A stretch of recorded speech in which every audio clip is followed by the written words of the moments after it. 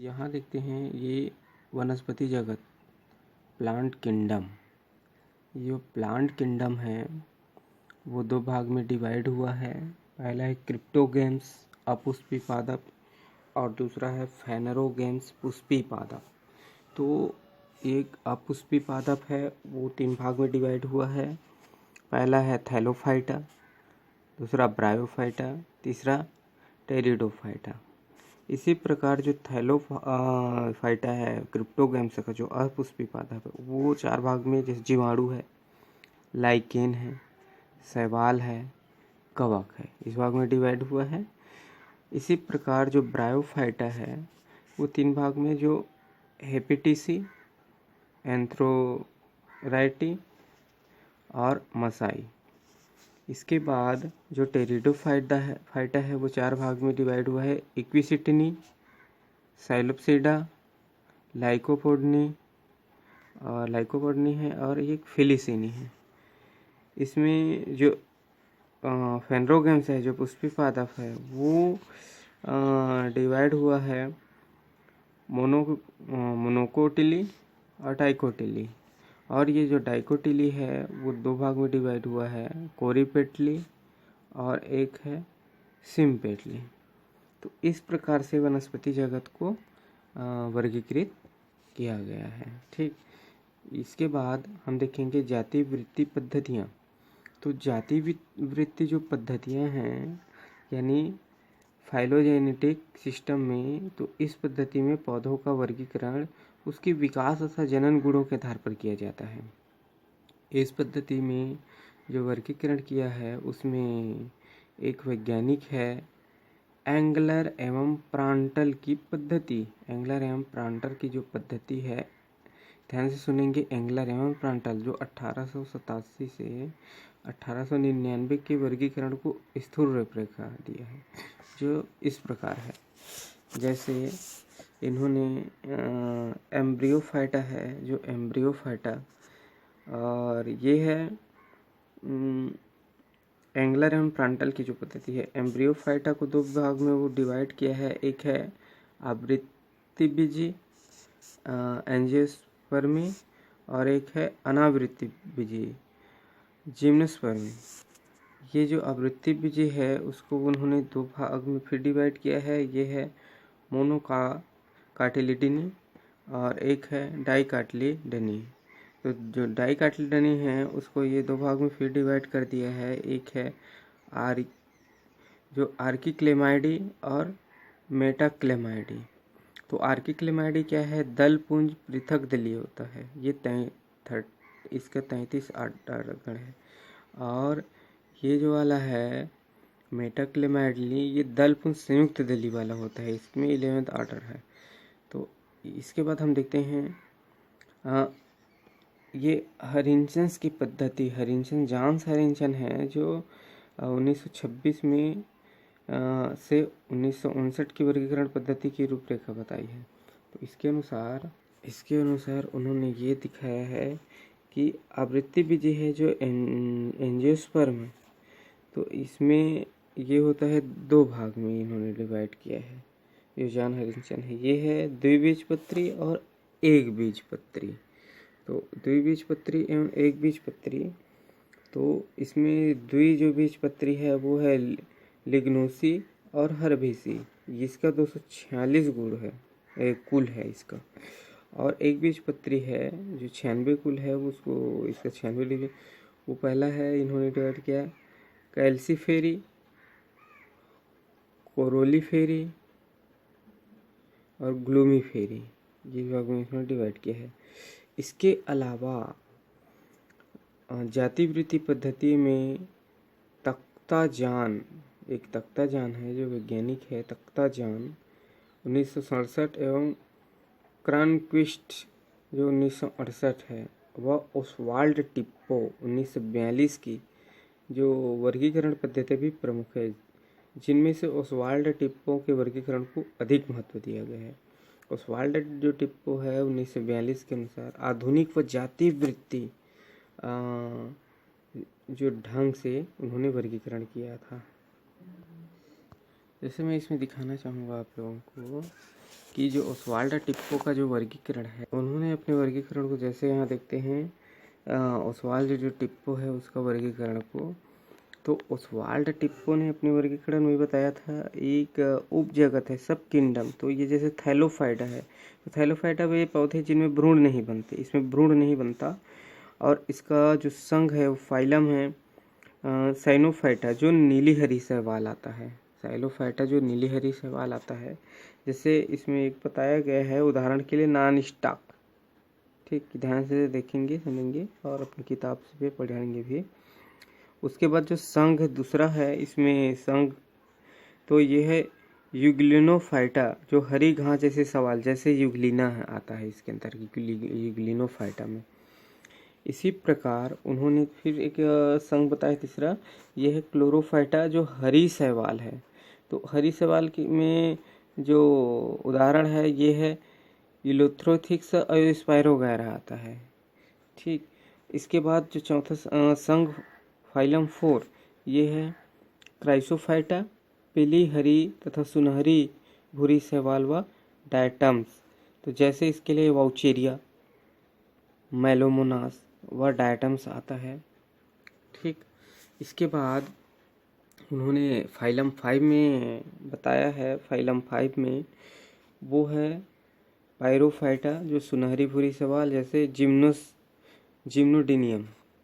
उसके बाद इन्होंने संघ छठवां ये बताया है कि फियोफाइटा, इसमें भूरी शैवाल जैसे सारगासम।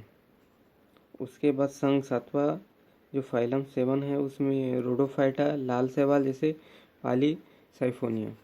उसके बाद संघ 8वां में उन्होंने बताया है कि राइजोमाइकोफाइटा तो जीवाणु आता है। और संघ 9वां है मिक्सोमाइकोफाइटा जो स्माइल मोल्ड कवक आता है, इसमें जैसे हाइजेरियम। इसके बाद इसका जो संघ है वो संघ 10वां ये है यूमाइकोफाइटा वनस्पतिक जो वास्तविक कवक है। उसके बाद इसमें जो 10वां के बाद आता है इसमें क्लास फर्स्ट दिया है जो संघ 10th में जो यूमाइकोफाइटा है वास्तविक कवक है। इसमें वर्ग जो दिया है वो है फाइकोमाइसिटिस जैसे राइजोपस एल्बिगो। इसी प्रकार वो क्लास 2 बताया है एस्कोमाइसिटिस जैसे मार्सेला। उसके बाद वर्ग तीसरा बताया है बेसिडोमाइसिटिस जैसे एगरिकस। उसके बाद संघ सेकंड जो सब किंगडम, वो सब किंगडम फर्स्ट था, अब सब किंगडम सेकंड आया है। तो इसमें आता है एम्ब्रियोफाइटा वे पौधे जिनमें भ्रूण बनता है, जैसे संघ 11th में इसमें बताया है। इसके बाद तो यह ब्रायोफाइटा संवहन ऊतक नहीं होता इसमें। उसके बाद इसका क्लास 1 है मसाई जैसे फ्यूनेरिया मॉस है। उसके बाद दूसरा जो संघ वर्ग है वो है हिपिटिसी जैसे रिक्सेया। और संघ क्लास तीसरा है एंथोरीराइटी जैसे एंथोरीरास। उसके बाद ये जो फाइलम 12 है, 11 के बाद ये 12, इसमें है ट्रैक्रियोफाइटा पौधे जिनमें संवहन ऊतक होता है। ओस्वाल्ड टिप्पो का ही एक जो उपसंघ है सब फाइलम, उसमें पहला सब फाइलम है साइलोप्सिडा पत्ती रहित जड़ रहित पौधे होता है, जो वर्ग में आता है साइक्लोफाइटेल्स जैसे साइक्लोटोम। उसके बाद उपसंघ जो सब फाइलम 2 आता है वो है लाइकोप्सिडा छोटी हरी पत्ती तथा साधारण संवहन ऊतक वाले पौधे होते हैं। उसके बाद इसमें वर्ग एक दिया है लाइकोपोडनी जैसे लाइकोपोडियम। उसके बाद इसमें फिर उपसंघ सब फाइलम 3 बताया है, तो वो है एसिनोप्सिडा संबंधित तने वाली छोटी शल्क पत्रों की तरह छोटी होती है। उसके बाद इसमें वर्ग एक जो इक्विसिटनी जैसे एसिनोफाइलम इक्विसिटम, ठीक। इसके बाद उन्होंने फिर बताया है उपसंघ सब फाइलम 4, यह है टायरप्सोइडा जो बड़ी पत्ती तथा जटिल संवहन ऊतक वाले पौधे होते हैं। उसके बाद वर्ग 1 इसमें है वो है फिलिसिनो जैसे परनस। उसके बाद वर्ग सेकंड अनावृत्ति बीजी जिम्नोस्पर्मी जैसे साइकस पाइनस नीटम और जिंकगो आदि। वर्ग 3 क्लास 3 है आवृत्ति बीजी, जिसके उप क्लास है ये द्विबीजपत्री और उपवर्ग सब क्लास है ये है एक बीजपत्री। तो इस प्रकार से जो टिप्पो का जो वर्गीकरण है उन्होंने इस प्रकार दिया था। फिर देखेंगे पौधों का वनस्पतिक भाषा में वर्णन करने की विधि। जो पौधों की वनस्पतिक भाषा में वर्णन करने की विधि है, इसमें पहला आता है हैबिटेट। जो हैबिटेट है यानी उसकी आवाज़ है जंगली, वाइल्ड या उगाया हुआ, जो कल्टीवेटेड है। इसके बाद दूसरा में आता है इसका स्वभाव। जो स्वभाव है वो है हैबिट। तो इसका हैबिट क्या है ये देखना है। तो इसमें जिसका शाख है, हर्ब है या झाड़ी है, श्रब या वृक्ष है, ट्री। यानी पौधे का पहले देखिए आवाज़ जो हैबिटेट है वो जंगली है कि उगाया कल्टीवेटेड है, और स्वभाव में आता है हर्ब है या झाड़ी है या वृक्ष है, यानी हर्ब, श्रब या ट्री। इसके बाद उसका देखते हैं तीसरा में उसका जड़, जो रूट है वो इसका क्या है, मूसला टैप रूट है या अपिस्थानिक, एडवेंटिशियस या रेशेदार, ग्रंथिल, मासा, मासनल है या कंदील है, या कोई अन्य रूपांतरण जैसे शाखित ब्रांचेस्ट या अशाखित अनब्रांचेस्ट है। तो इस प्रकार से इसका पौधे का अनुवांशिक में वर्णन करने की एक विधि है, आवाज़, स्वभाव, जड़, तना। और उसके बाद जैसे तना में भी देखते हैं 4 पॉइंट जो है उसमें तना, स्टेम। जो तना है, स्टेम है, इसमें कौन कौन से आता है, जैसे सीधा है या सयान है, आरोही है, अनुस्पर्शी है, बल्लरी है।